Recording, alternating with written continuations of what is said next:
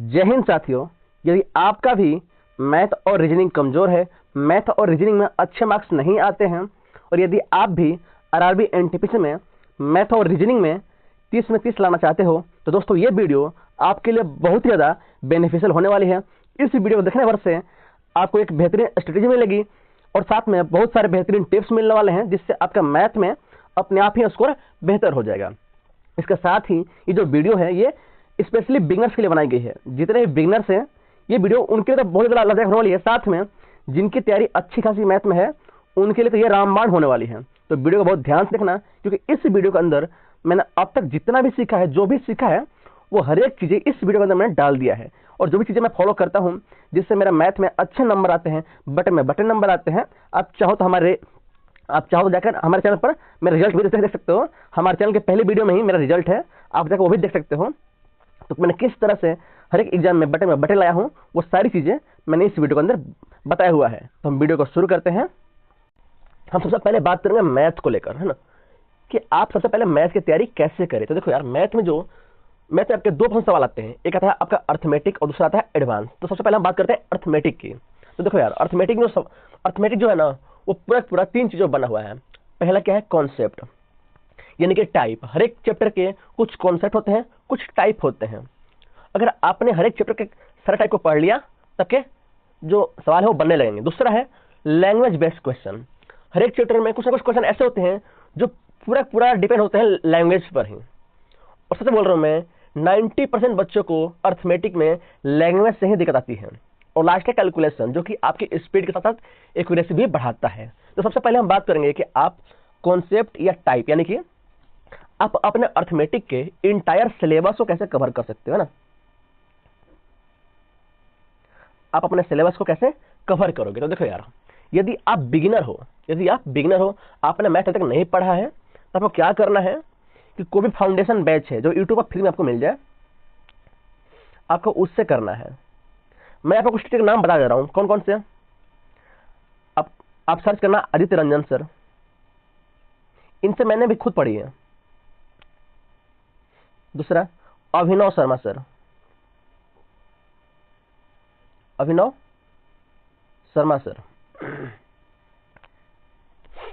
ये 2 टीचर आपके बहुत बेहतरीन होंगे, है ना। और तीसरे हैं गगन प्रताप सर। आप इन तीनों में से किसी से भी फाउंडेशन बैच जो है वो इनकी वीडियो फ्री है, आप वहां से पढ़ सकते हो।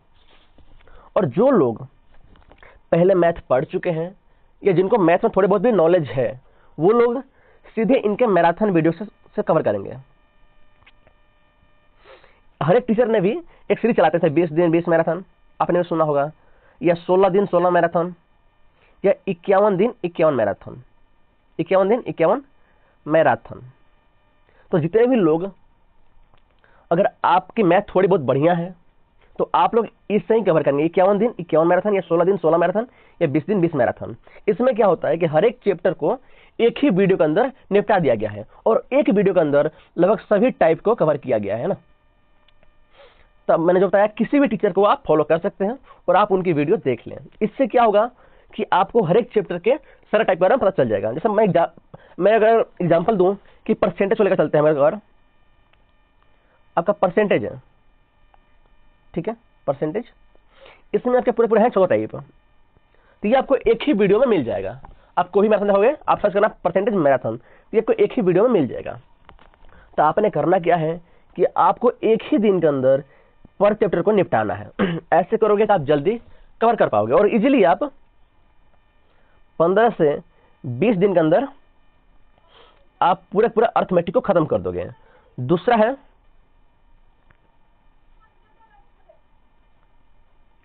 Language based question. चलो हमने सबसे पहले थोड़ा सा प्रैक्टिकल कर लेते हैं। ये मैं कुछ सवाल दे रहा हूं, ये आपके सामने 3 सवाल है, यहां पर देख रहे हैं सवाल, 3 सवाल, 1 2 और ये 3। आपने इन तीनों को सवाल को देखना है, इनको बनाना नहीं। अगर आप बना सकते हो तो बनाए, बहुत बढ़िया बात है, आप वीडियो को पॉज कर ले और बनाए, अगर आप बना सकते हैं तो।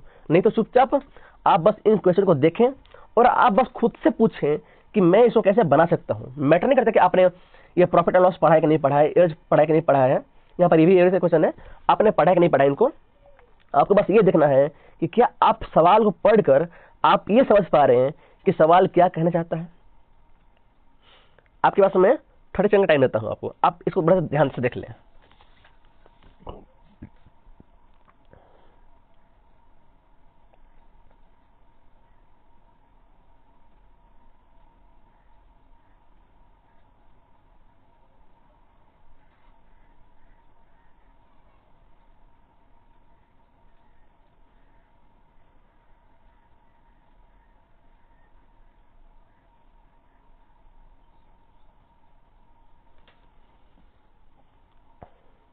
ठीक है, आपके 30 सेकंड ओवर हो गए। अब आप मुझे बताओ कि क्या आप लोग ये सवाल को बना सकते हो?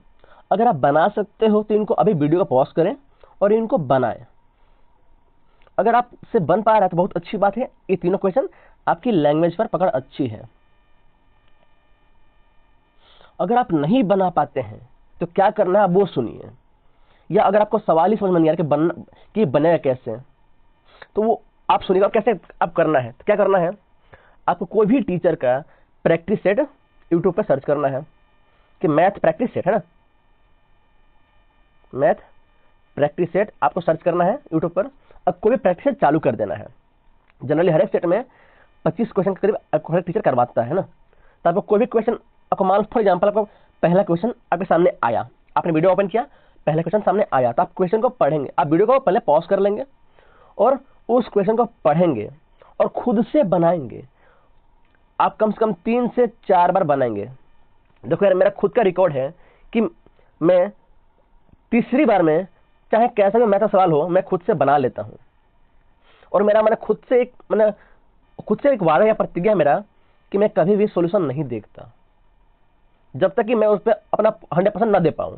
तो आपको ही यही करना है कि सवाल को आपको डील करना है, जितना हो सकता है आप खुद से ही करें, क्योंकि जब तक आप खुद से नहीं करेंगे आपकी मैथ अच्छी नहीं होगी। लेकिन बच्चे गलती क्या करते हैं कि वो फॉर एग्जाम्पल सवाल आया, अगर उनसे नहीं बन पा रहा है ना, तो पहले देखते हैं टीचर बना कैसे रहा है।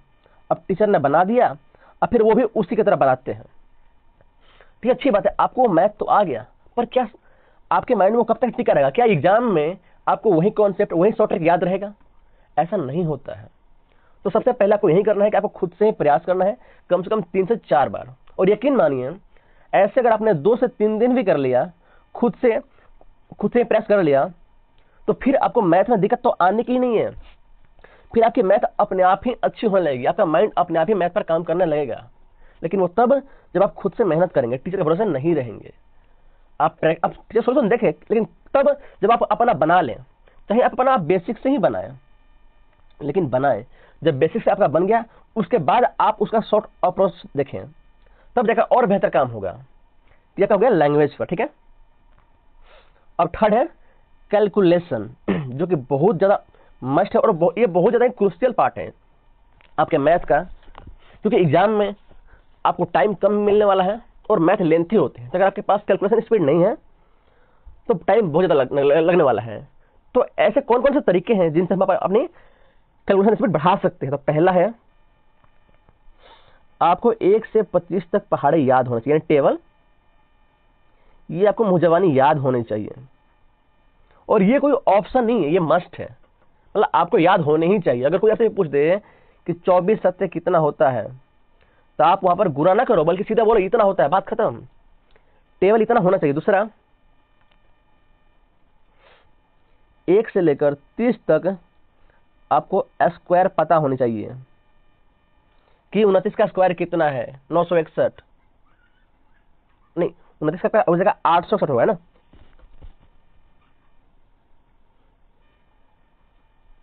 सबको 1 से लेकर 30 तक स्क्वायर याद होने चाहिए। साथ ही आपको कम से कम 30 से लेकर जो 100 तक हैं, आपको स्क्वायर निकालने भी आने चाहिए, क्योंकि हो सकता है अब एग्जाम में आपको 98 का स्क्वायर की जरूरत पड़ जाए, 55 का स्क्वायर की जरूरत पड़ जाए, तो आपको ये पता होनी चाहिए। इसके बाद जो है आपका थर्ड है, आपको 1 से 10 तक तो क्यों मुंहजबानी याद होनी चाहिए, साथ ही 11, 12, 13, फिर आपका 24, 25, 26, 27 और 28, इन नंबर्स का आपको क्यूब याद होना चाहिए। क्योंकि जब आप पेपर दोगे ना, तो आपके सामने सीआई का क्वेश्चन आएगा, तो उसमें 3 साल का इंटरेस्ट निकालने को बोलता है या साधन निकालने को बोलता है। तो वो तो आप तभी बना पाओगे जब आपको ये इनके क्यूब याद होंगे, अदरवाइज आपको गुणना करना पड़ेगा जो कि बहुत टाइम खाएगा। और इतना श्योर है कि आपके सीआई के क्वेश्चन में 25, 26, 27, 28 तो फेवरेट है उसका नंबर कि इनका क्यूब की जरूरत तो पड़ती ही पड़ती है। तो क्यों ना हम इसकी तैयारी अभी कर लें। ये आपके तीसरा चीज है कि आपको क्यूब होने चाहिए। चौथी बात करें हम, आपने क्यूब पे काम कर लिया, फिर आपका 2 अंक का गुना 3 अंक का गुना एक लाइन में, जैसे आपको कहता 52 को 97 से गुना करना है, तो ये आपको एक लाइन में ही आ जाना चाहिए। अगर आपसे बोल दे 592 को 494 से गुना करना पड़े, तो ये 3 लाइन के गुना आपको एक ही लाइन में आना चाहिए, ये मस्ट है। समझ में आ रहा है। अगर आपको ये आता है तो आपका बहुत टाइम आप बचा ले जाओगे। ये आपका फोर्थ टाइप हो गया। अगर बात करें हम 5वें की, आपने गुना कर लिया, आपने फिर अब है आपका डिजिटल सम। डिजिटल सम ये आपको करना आना चाहिए। फिर छठा, आपको यूनिट डिजिट का प्रयोग करना आना चाहिए। यूनिट डिजिट आप बस इनको सर्च करना कि डिजिटल सम का यूज कैसे करते हैं, यूट्यूब पे आपको मिल जाएगा, बहुत सारी वीडियो मिल जाएंगी, आपको उनको देखना है और समझना है। फिर यूनिट डिजिट का प्रयोग आप कैसे करते हो। फिर 7वां है ऑप्शन मेथड।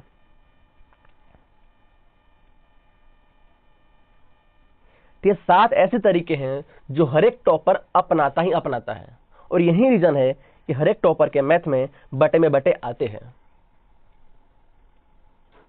तो यदि आप भी आरआरबी एनटीपीसी में 30 में 30 लाना चाहते हो तो दोस्तों आपको ये सातों मेथड आपको आने ही चाहिए, और ये मस्ट है। और अगर आपके 30 में 30 नहीं आ रहे तो मतलब कि आपको इनकी जानकारी कम है या आपको जानकारी इनकी है ही नहीं। तो आपको पहले इन पे भी काम करना है, आपको अपना सिलेबस तो कंप्लीट करना ही करना है, साथ में इस पे भी काम करना है। ठीक है, अब हम बात करते हैं आपके एडवांस मैथ की। ठीक है, तो देखो यार, एडवांस मैथ में आपका पूरा जो वेस्ट है वो कॉन्सेप्ट या टाइप पर और दूसरा फॉर्मूला पर। अगर आपको फॉर्मूला याद है तो आपकी एडवांस मैथ बन जाएंगे। और वैसे भी मैथ का लेवल कुछ ज्यादा बढ़िया आ नहीं रहा। ठीक है, 30 में से जनरली 2 या 3 ही क्वेश्चन ऐसे हैं जो थोड़ा सा मॉडरेट आ रहे हैं, बाकी सारे इजी आ रहे हैं। तो अगर आप बढ़िया से पढ़ोगे तो आप इजीली मैथ को में आराम से 28, 29 आराम से लाओगे। अगर आप बढ़िया से पढ़ोगे तो ऐसा नहीं कि आप ऐसे ही काम चलो पढ़ो तो आएगा, नहीं आएगा भाई। तो आपको बस यही करना है कि अपने सिलेबस को कंप्लीट करना है, और साथ में जो मैंने तरीके बताए हैं 7 तरीके, आपको इनको फॉलो करना है। और इनको आप अभी लिख लो, अदरवाइज आप भूल जाओगे। तो मैथ आपका यहाँ पर हो जाएगा। अब बात करते हैं हम रीजनिंग की। ठीक है, तो आप रीजनिंग में अपना स्कोर कैसे बढ़ा सकते हो। तो देखो यार, रीजनिंग को जो है आपको जिस भी टॉपिक में दिक्कत हो रही है, जैसे आपका कैलेंडर में दिक्कत हो रहा होगा, ब्लड रिलेशन में दिक्कत हो रहा होगा, कोडिंग रिकॉर्डिंग में दिक्कत हो रहा होगा, तो आप इनको टॉपिक वाइज सर्च करके यूट्यूब पर आप देख पाओगे। आपको देख के अपने कंप्लीट कर लेना है। इसके बाद आपको एसएससी या रेलवे किसी का भी कोई भी पीवाई को मॉक देना है। ठीक है, और फिर जिस भी चैप्टर में दिक्कत आ रही हो फिर दोबारा से उनको सर्च करना है यूट्यूब पर, उनको कंप्लीट करना है। और यही आपको बार बार करना है। रीजनिंग का सिर्फ एक ही रामबाण है, मोर एंड मोर प्रैक्टिस। ज्यादा से ज्यादा आप प्रैक्टिस करें, जितना आप अधिक प्रैक्टिस करेंगे ये आपको उतना बढ़िया होता जाएगा। वैसे भी एसएससी हो या रेलवे हो, रीजनिंग इसमें आपके इजी ही आते हैं। मुश्किल से 1 या 2 क्वेश्चन 30 में से थोड़े से मॉडरेट होंगे, बाकी सारे आपके इजी ही आते हैं। ठीक है, ये चीजें हैं। अब इसके बाद है कुछ ऐसे टॉपिक हैं जिनमें सबसे अधिक गलतियां होती हैं। पहला है अवधारणा, यानी कि स्टेटमेंट बेस्ड क्वेश्चंस। अधिकतर लोगों का गलती होता है, और इनफैक्ट मेरा भी गलती होता है। तो मैं तो भाई इसको स्किप करके ही चलता हूं। हालांकि अब क्वेश्चन इस पर नहीं आ रहे हैं, लेकिन फिर भी आपको मॉक में इस टाइप के क्वेश्चन मिल जाएंगे अवधारणा के। तो ये आप वीडियो देख कर सकते हो, या आप इसको स्किप करना कोई बड़ी बात नहीं है। नेक्स्ट सीरीज, फिर ब्लैंक्स। आपके ऐसे वाले ब्लैंक होते हैं ना, आपका क्वेश्चन आता है इसमें 2 है, इसमें 3 है, इसमें 4 है, इसमें 5, 6, इसमें 9, फिर 10, फिर 12, यहाँ पर दे देगा वाट। बताइए ये कैसे बनेगा, है ना। ये चीज ये आपका ब्लैंक वाला हो गया। फिर कोडिंग डिकोडिंग हो गया। ये सारी चीजें हैं जो कि आपको प्रैक्टिस करने से ही आएगा। क्योंकि ये ऐसी चीज है ना यार कि अगर आपको लॉजिक मिला तो बन जाएगा, और लॉजिक नहीं मिला तो आप उसमें 10 मिनट दे दो तब भी नहीं बनेगा। तो इसका एक ही इलाज है जो मैं अपने लिए मैं यूज करता हूं कि एग्जाम से 4-5 दिन पहले पर टॉपिक को मैं 100 क्वेश्चन करके जाता हूं। हर एक टॉपिक से मैं 100 क्वेश्चन करके जाता हूं। यदि आपको इन टॉपिक के 100 क्वेश्चन चाहिए पीडीएफ ग्रुप में, तो मैंने ऑलरेडी टेलीग्राम में अपलोड कर दिया हुआ है, और टेलीग्राम का जो लिंक है वो मैंने डिस्क्रिप्शन में डाल रखा है, तो आप वहां से पीडीएफ आप डाउनलोड कर सकते हो। तो ये रहा आपका रीजनिंग का। तो आप रीजनिंग में मान के चलें कि आप आराम से 28 तो कर ही जाएंगे, अगर आप बढ़िया से पढ़ते हो तो, अगर आप डेली प्रैक्टिस करते हो तो। मैथ की बात करें तो कम से कम आप 28 लेकर चलें, क्योंकि कुछ गलतियां भी होती हैं, कुछ सिली मिस्टेक भी होते हैं। और अगर आप जीके जीएस की बात करें तो मैं ज़्यादा नहीं, सिर्फ आपको 40 में 10 ही बोल रहा हूँ, इतने तो आ ही जाएंगे। इतने तो आपके पॉलिटी, हिस्ट्री, इकोनॉमिक्स और ज्योग्राफी से मिला के ही आ जाते हैं, है ना। तो अगर हम सबको जोड़ते हैं तो ये होता है आपका 66। और अगर इतना आपका एक्यूरेसी बना, अगर 100 में 66 नंबर अगर आपका एक्यूरेसी है, और इसके बाद अगर मान लो अगर आपके 4 या 5 क्वेश्चन गलत और होते हैं, तो इजीली आपके कम से कम 12 से 15 नंबर आपको नॉर्मलाइज मिलेगा। इतना श्योर है, 100% श्योर है कि अगर आपके 66 सही होते हैं और आपने पूरा अटेम्प्ट किया है मुश्किल से 70-75, तो 12 से 15 नंबर का आपको नॉर्मलाइज मिलेगा। ये बढ़ के आपका हो जाएगा 78 से 81। और दोस्तों जब इतना आ जाएगा ना यार, तो फिर आप किसी भी कैटेगरी में हो, चाहे आप यूआर कैटेगरी में हो, ईडब्ल्यूएस में हो, एससी एसटी में हो, और आपने किसी भी जोन से आपने फॉर्म भरा हो, आपका सिलेक्शन कंफर्म है। अगर आप सिर्फ इतना कर पाते हैं तो बस आपको फोकस करना है मैथ और रीजनिंग में, क्योंकि असली गेम तो इनका ही है। जीके जीएस में इस बार जितने भी बड़े बड़े धुरंधर थे ना, सबने मार खाए हैं, क्योंकि इसमें आपके 20 से प्लस तो साला ये करंट अफेयर पूछ रहा है, फिर स्टैटिक भी कुछ ऊपर ही पूछ रहा है, पॉलिटी में इसने पूछा संविधान संशोधन, 40वां संविधान संशोधन पूछा है, 78वां पूछा है, 72वां पूछा है। ये सब कौन पढ़ता है? कोई नहीं पढ़ता है। यही रीजन है कि जो हाईएस्ट अटेम्प्ट है जीके जीएस में ना, वो बच्चों के आपके ये 15 से 18 ही है। 15 से 18 ही एक साथ सही है, बाकी तो बच्चों ने तुक्के मारे हैं। तो जो पढ़ने वाले बच्चे हैं जीके जीएस में, उनके 15 से 18 नंबर ही आ पा रहे हैं। तो आप खुद समझ लो कि जीके जीएस कितना बड़ा बवाल मचा रहा है। तो आपको बस इतना ध्यान करना है कि आप किसी भी तरह मैथ में आपके 28 के करीब आ जाए, रीजनिंग में 28 के करीब आ जाए, और कुल मिला के आप 66 से लेकर 70 के करीब आप लाओ बस। और बाकी सब नॉर्मलाइज देख लेगा आपको। इसी चीज है। देखिए और भी अगर कुछ पूछना है, हालांकि मुझे तो नहीं लगता कि आपको कुछ और भी जानने की जरूरत होगी, हालांकि फिर भी पूछना है तो आप मुझसे पूछ सकते हो। इसके साथ ही दोस्तों मैं आपके लिए डेली इसी चैनल पर आपके लिए करंट अफेयर टॉपिक वाइज, जैसे अपॉइंटमेंट हो गया, इंडेक्स हो गया, राज्यों के राज्यपाल हो गया, मुख्यमंत्री हो गया, फिर इंडेक्स हो गया, कौन सा सूचकांक में भारत का कौन सा रैंक है, ये सारी चीजें हैं जो है। इसके बाद साथ में आपके मंथली जो है, मंथली करंट अफेयर, ये सारी चीजें आपको हमारे इस चैनल पर मिलती रहेगी।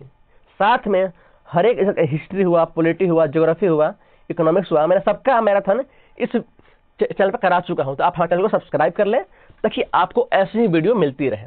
धन्यवाद।